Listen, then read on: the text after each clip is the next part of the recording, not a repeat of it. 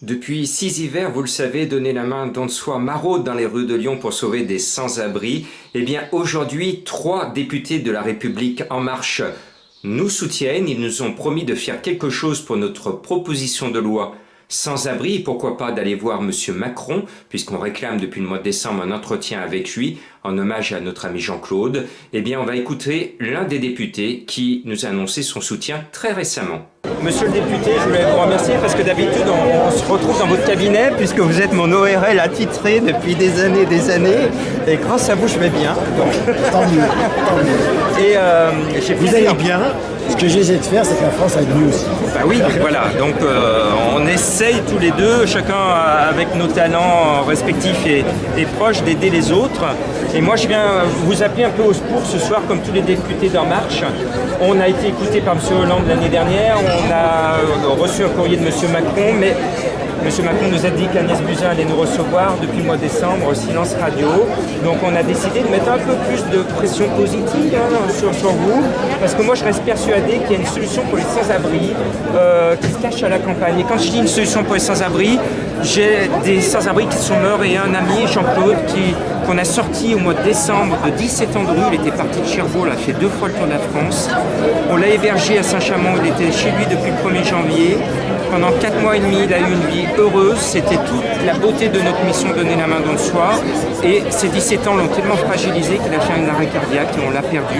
Et avec lui, j'avais promis, il était imprégné de cette proposition de loi et on s'était lancé un défi d'aller voir M. Macron qui nous reçoit pour essayer de voir avec lui et avec vous, monsieur le député, comment on peut mettre à l'abri des familles avec des enfants à la campagne. Parce que la solution, on veut porter ces familles volontaires, bien sûr, avec des enfants à la campagne pour sauver les écoles de campagne ou les réouvrir, apporter un capital sympathie à ces mairies rurales qui vont candidater, surtout 1 à 3 familles. Il n'est pas question de faire 20 à 30 familles, 50 familles, non. C'est à géométrie humaine pour que les parents continuent à emmener leur petit bout de chou dans la main à l'école en 5 minutes au lieu de prendre la voiture dans la grande ville voisine.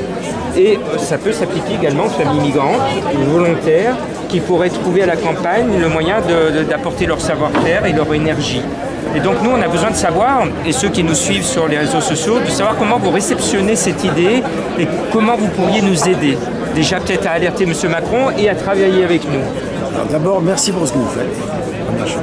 Deuxième chose que vous me dites, moi ça me fait penser au boulanger de Fernand Reynaud. Oui.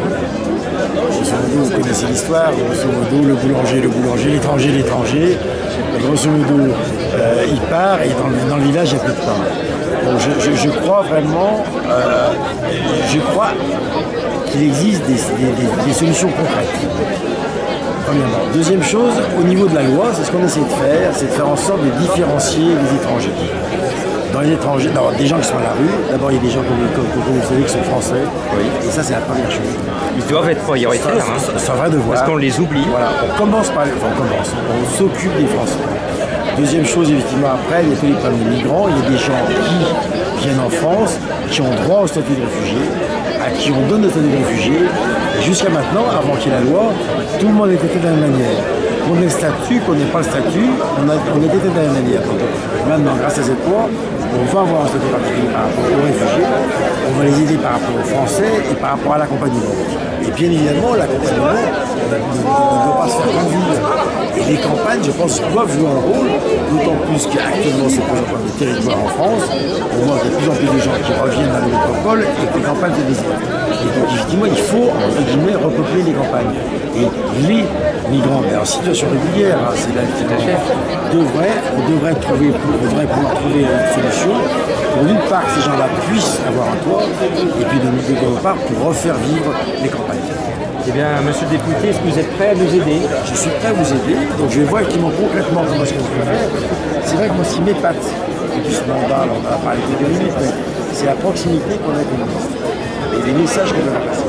Donc après, maintenant, ce qui est plus compliqué, c'est de savoir à qui il faut l'embrasser, quelle est la personne qui écoute ça, qui se sensibilise à ça, et qui peut porter ce message. Et qui va travailler avec nous. Donc je suis prêt à vous aider et à nous aider à faire en sorte qu'on ait un meilleur accueil des migrants, dans le sens où C'est avec de vraies c'est solutions. important. Avec de vraies solutions. Et dernière petite chose, j'y crois fermement, c'est qu'une société qui se ferme n'a pas d'avenir. Une civilisation qui se ferme n'a pas d'avenir. Je pense qu'il faut rester ouvert, pas tous les vents, mais les gens qui ont un statut de réfugié, il faut pouvoir les avoir. Très bien. Eh bien, merci Monsieur le député et à bientôt. Je vous donne notre proposition de loi, je vous l'ai envoyée par mail et je vous la redonne. Impeccable. Voilà. Merci. Très bien.